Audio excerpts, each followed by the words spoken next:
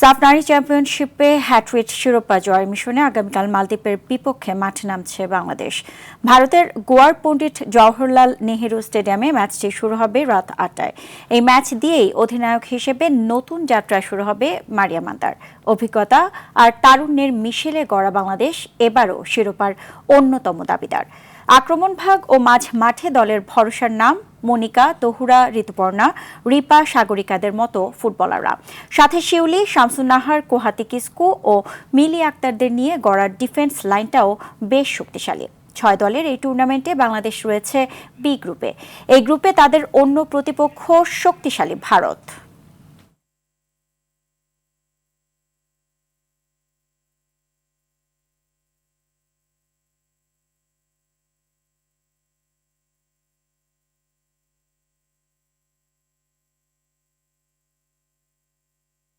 দর্শক, এই মুহূর্তে ভারতের গোয়া থেকে সরাসরি যুক্ত হচ্ছেন সহকর্মী মাহফুজুল ইসলাম।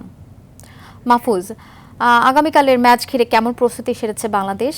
ফরমেশন ও ট্যাকটিক্স কেমন হতে পারে, কি মনে হয় আপনার? জি আফসানা, ধন্যবাদ আপনাকে। ডন বস্কো স্টেডিয়ামে মাঠে কিছুক্ষণ আগে বাংলাদেশ দল অনুশীলন করেছে। বাংলাদেশ দল এশিয়ান কাপে যেই ফরমেশনে খেলেছে, আমরা আজকে অনুশীলন দেখে যেটা বুঝেছি, পিটার বাটলার হয়তো সেই ফরমেশনেই খেলাবেন এবং বাংলাদেশ অ্যাটাকিং ফুটবলটাই খেলবে।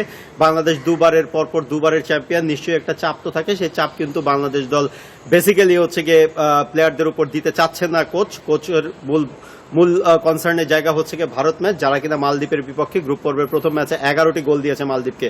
সেই হিসেবে মালদ্বীপ খর্বশক্তির দল হলেও বাংলাদেশ তাদেরকে আসলে খুব একটা সহজ প্রতিপক্ষ ভাবছে না। বাংলাদেশ ভারতকে ছাড়িয়ে যাওয়ার একটা চেষ্টা বাংলাদেশের থাকবে। আজকে যে অনুশীলন হয়েছে তাতে বাংলাদেশ বোঝাই যাচ্ছে যে অ্যাটাকিং ফুটবলটাই বাংলাদেশ খেলবে এবং হাইলাইন ডিফেন্ডিং এর যেই ফুটবলটা লাস্ট 2 ইয়ার্স ধরে খেলে এসছে পিটার বাটলারের অধীনে বাংলাদেশ নারী দল, সেই খেলাটাই খেলবে। এছাড়াও বাংলাদেশ দলে কোনো ইনজুরির কনসার্ন নেই। টুকটাক ইনজুরি আছে, তা হয়তো খুব বড় কোনো প্রভাব ফেলবে না। আফিদার বদলে মারিয়া মান্ডা অধিনায়কত্ব করবে এবং তার এক্সপেরিয়েন্স এই ক্যাম্পেইনার, এই আগের দুটি সাফই হচ্ছে গিয়ে বাংলাদেশের পক্ষে জয়লাভ করার সৌভাগ্য ছিল তার। এটি তার থার্ড সাফের। ধন্যবাদ আপনাকে।